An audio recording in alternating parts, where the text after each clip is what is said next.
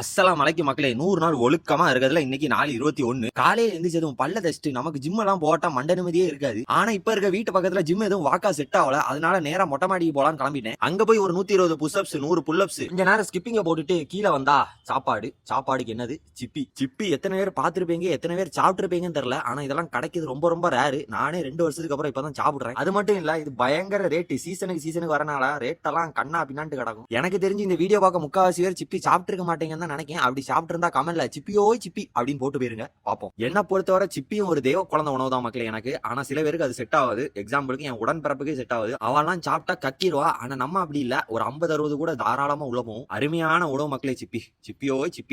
சாப்பிட்டு முடிஞ்சு ஒரு பார்சல் வந்திருந்து. இது வேற ஒண்ணும் இல்ல, நம்மளோட இன்னொரு தெய்வ குழந்தையான புரோட்டீன் தான். நம்ம ஆளை பார்த்தோம்னா முகம்லாம் ஸ்மைலிங் மோடுக்கு போயிட்டு கொஞ்சம் மக்கள் என்கிட்ட சொன்னாங்க, புரோட்டீன்லாம் எடுக்காத, கிட்னி பாலாகி போயிரும். சரி நான் கேட்டேன், நீ காலையில என்ன குடிப்ப? அவன் சொல்றான் பூஸ்ட் இல்லன்னா ஹார்லிக்ஸ் அப்படிங்க. இவனுங்கள்ட்ட பேசுறது ஒண்ணுதான், பேசாம இருக்கிறது ஒண்ணுதான். இவங்கள்ட்ட அப்படி ஆர்கியூ பண்ணணும்னு வைங்களா, நீங்க ஒரு சோத்துக்கிட்டே ஆர்கியூ பண்ணிடலாம். தான் பிடிச்ச முயலுக்கு 3 காலம் தான் நிப்பானுங்க இவனுங்கெல்லாம். உங்ககிட்ட இப்படி யாராச்சும் வந்து சொன்னா ஆர்கியூ எல்லாம் பண்ணாதீங்க மக்களே. அப்படியா சரின்னு கேட்டு பேருங்க. வரட்டா, ஒழுக்க முக்கிய மக்களே.